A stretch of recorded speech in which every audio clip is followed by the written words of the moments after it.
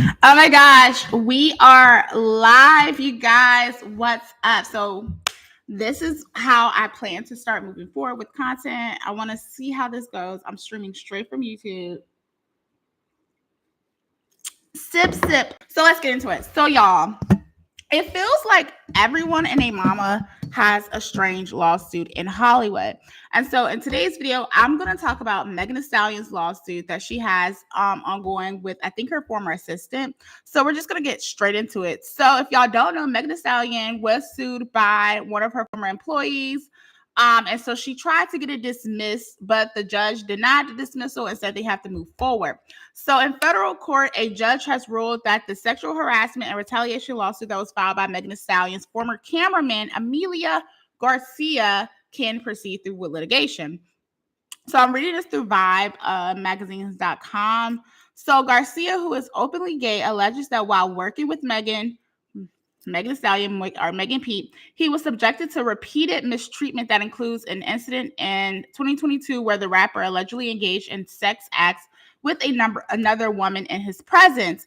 The lawsuit, which was filed last year, April 2024, also claims that she attempted to assault him with a remote and made demeaning comments about his physical appearance. Okay.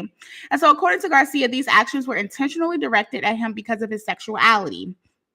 Judge Woods noted in his ruling that Garcia plausibly pleads that the alleged sexual encounter in the SUV created a hostile work environment based on the plaintiff's sexual orientation. The judge elaborated on Garcia's assertion that Megan Thee Stallion would not have engaged in group sex with other women in front of a heterosexual man, and that Megan felt comfortable engaging in group sex with other women in front of plaintiff because of plaintiff's sexuality and gender.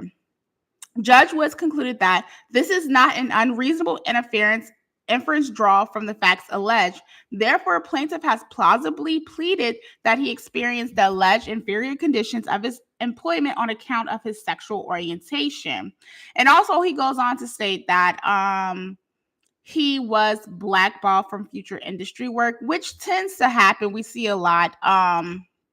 And these things with people who are in the industry, if they don't go along to get along with all the allegations, and we're going to get into that too with Tyler Perry, because babes, Tyler Perry and the nefarious things that are surrounding him and his studios and his employees, like it seems like there is a repeat pattern in Hollywood. Even like looking at the P. Diddy stuff, right?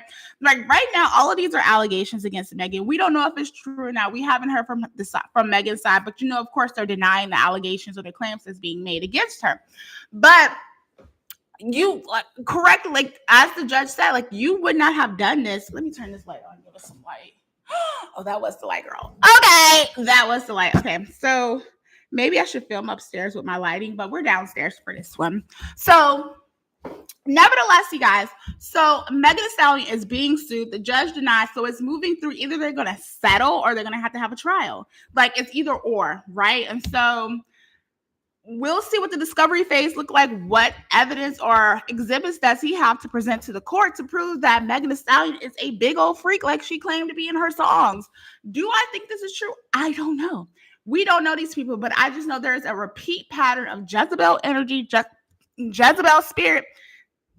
Excuse me.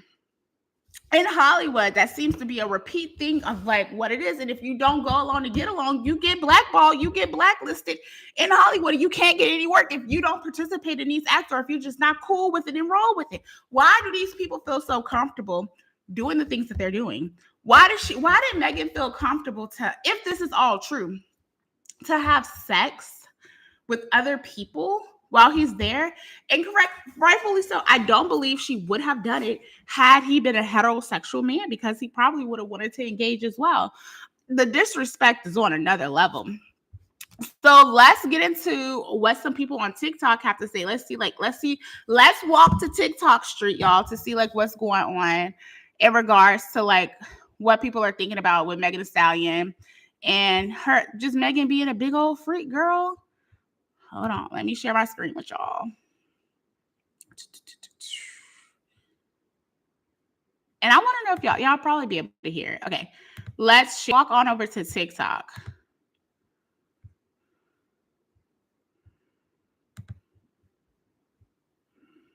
I know Rock Nation is pissed. They gotta keep fighting this hot girl lawsuit after a judge rejected Megan Thee Stallion's motion to dismiss this discrimination and retaliation lawsuit brought forth by her former cameraman, Emilio Garcia. Back in 2022, Emilio is claiming he witnessed Megan Thee Stallion getting freaky deaky with a woman in a blacked out SUV during her European tour. Claims after he complained about that entire situation that his hours were cut back and he was eventually fired and blacklisted from the industry. So he hit Megan Thee Stallion and her management company Rock Nation with a lawsuit claiming retaliation and discrimination.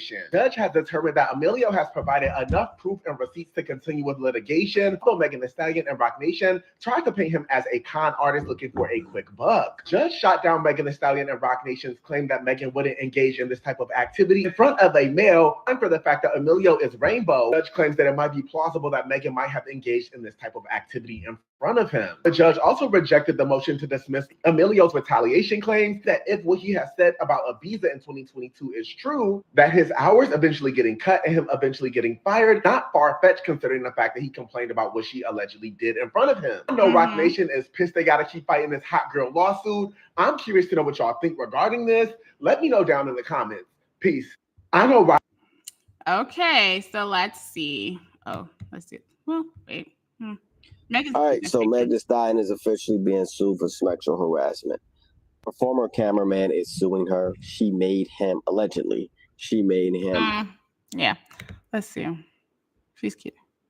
I'm not a lawyer, but I read the recently filed lawsuit against Meg Thee Stallion. So let's go through what's being alleged in the lawsuit. The lawsuit was filed by a man named Emilio Garcia, and it's against Meg Thee Stallion as an individual, Meg Thee Stallion Entertainment Company, Rock Nation, Hot Girl Touring, and John and Jane Doe's 1 through 10, which really just means that at the time of filing this complaint, they didn't know those people's names. So they are going to amend the complaint later and then add in the names of those people.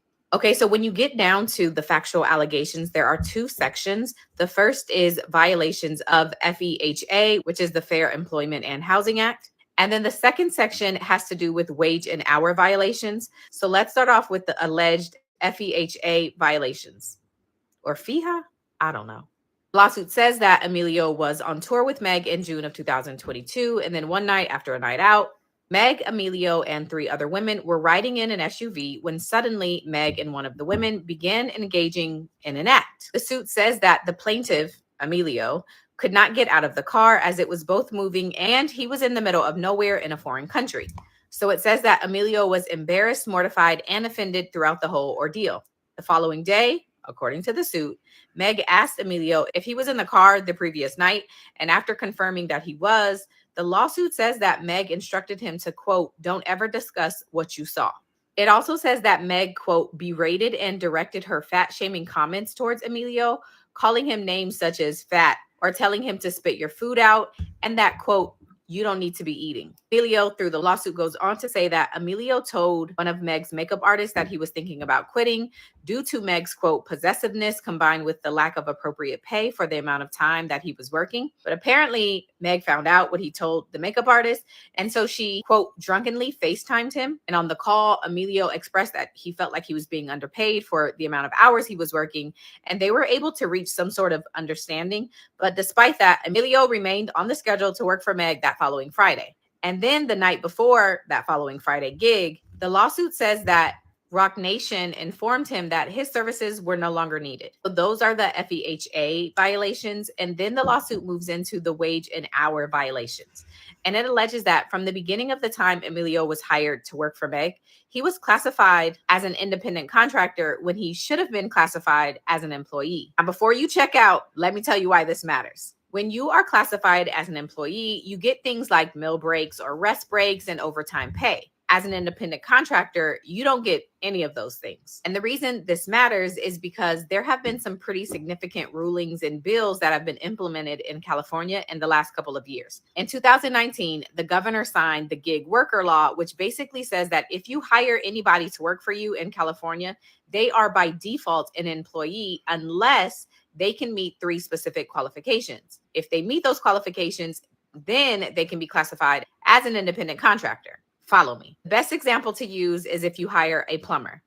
So if you hire a plumber, that plumber is going to tell you when they're available to come to your house, not the other way around. You also typically aren't going to look over them and tell them how to do their job, because many times you don't know how to do their job. And typically after they leave your house, they go to somebody else's house, which means you are not their sole source of income. So those are basically the three requirements in order to be classified as an independent contractor. And so Emilio is saying that he was basically classified the same way that a plumber would be classified, when in actuality, the work he performed was under Meg's control and direction. The work involved